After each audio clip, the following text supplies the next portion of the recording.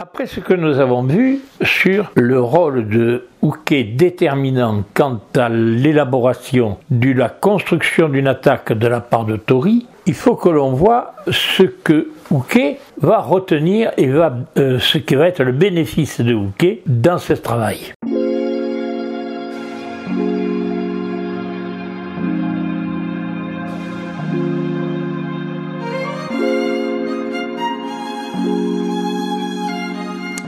Le bénéfice de Uke, c'est qu'il va intégrer le fait que selon sa forme de déplacement, sa forme de corps, il va être vulnérable sur telle ou telle technique.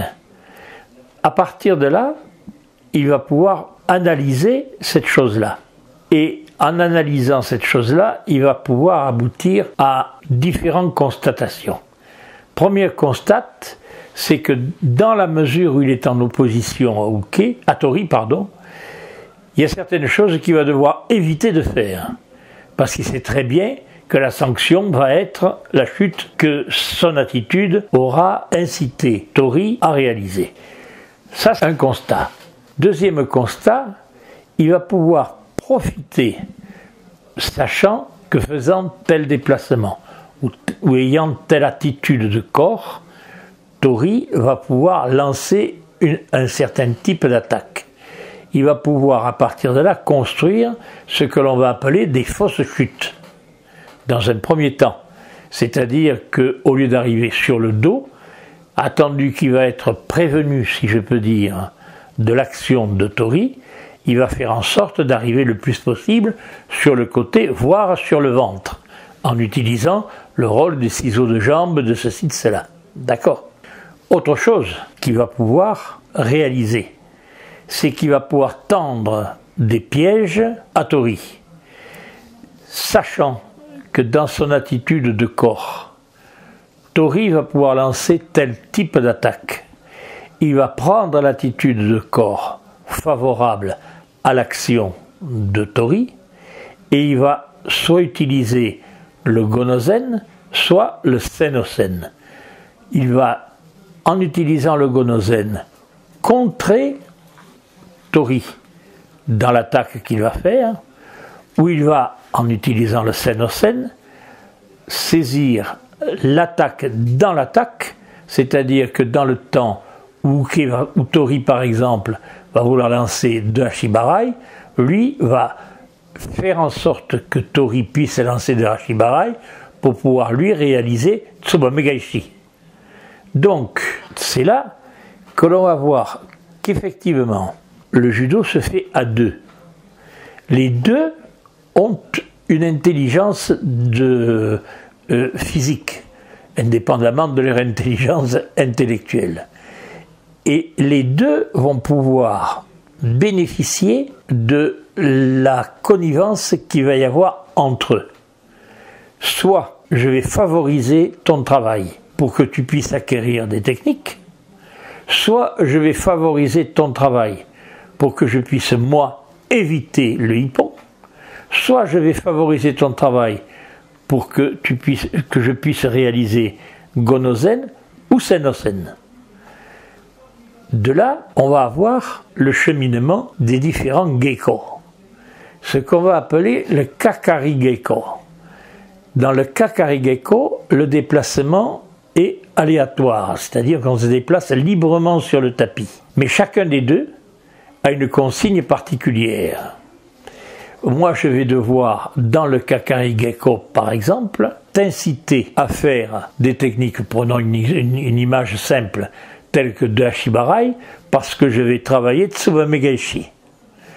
Toi, tu vas, à partir du moment où nous sommes partis sur cette base, que tu attaques de Hachibarai pour que je fasse Tsubamegaishi, toi tu vas attaquer de Hachibarai pour pouvoir construire autour de Hachibarai une technique autre que de Hachibarai, donc un enchaînement.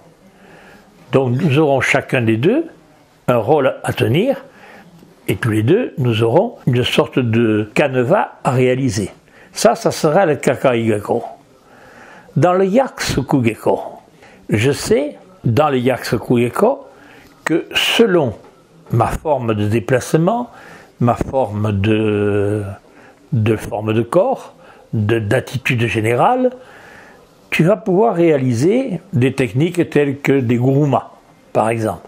Ashiguruma, Isaguruma, Koshiguruma, etc. Je vais, moi, dans le Yakusoku Gekko, te faire travailler dans les formes de guruma. C'est-à-dire que sur un déplacement aléatoire, à un moment donné, je vais me mettre dans une situation favorable à, pour toi, des gurumas, et tu vas pouvoir perfectionner ton temps de latence, c'est-à-dire la prise de conscience, réflexe de la situation dans laquelle je me trouve pour faire ta technique. Et de là, toi, tu vas par contre, en faisant tes gurumas, te mettre dans une situation qui va me permettre de te déborder pour arriver à te contrer vers l'arrière. Et donc nous allons tous les deux, sachant ce que nous allons faire, nous déplacer sur le tapis, et bien entendu, on aura la possibilité, et la chute deviendra obligatoire. Donc on voit le Kakari Gekko, on voit le Yakusoku Gekko, on voit le Randori. Dans le Randori, je ne vais plus avoir qu'une idée en tête, te tendre des pièges pour te favoriser dans tes attaques, et moi construire autour de tes attaques. Et toi, tu vas avoir, dans le Randori, le seul principe de pouvoir faire des enchaînements autour des attaques initiales que tu as faites. Donc, on constate à partir de là qu'effectivement, en créant le rôle de Uke, le rôle de Tori, Jigoro Kano a bien mis en évidence le fait de l'entraide et de la prospérité mutuelle. Il est certain qu'on ne peut pas envisager les choses autrement que sur cet aspect-là, c'est cette lumière-là. De là, on va également avoir à réaliser la deuxième béquille du judo, le Jitai Kyoe étant une béquille et le Seiroku Zenyo étant une autre béquille. L'autre béquille dans le Seiroku Zenyo, ça va être d'affiner l'arc réflexe de sorte que la riposte soit le plus véloce, rapide par rapport à la question. Donc on est bien dans les principes même fondamentaux du judo par ces formes d'entraînement. Ce qui fait que, en envisageant bien le rôle de Uke et celui de Tori, premier point, on va bénéficier de répétitions d'attaques dans les uchikomi. Bien entendu, toujours avec des déplacements stéréotypés, soit un pas sur le côté, soit un pas de l'autre côté, soit un pas en avant, soit un pas en arrière, et c'est dans ce temps-là que les choses vont être réalisées. Ensuite, on aura le Yakusoku Gekko, le Kakari Gekko, le Randori. Donc, ce n'est qu'à partir de ces notions-là qu'on va pouvoir progresser dans le judo.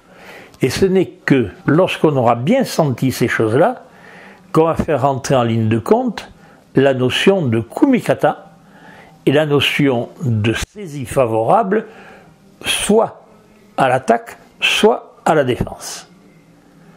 Voilà, là je crois qu'on a fait le tour à peu près de la réponse à la question rôle de Uke, rôle de Tori.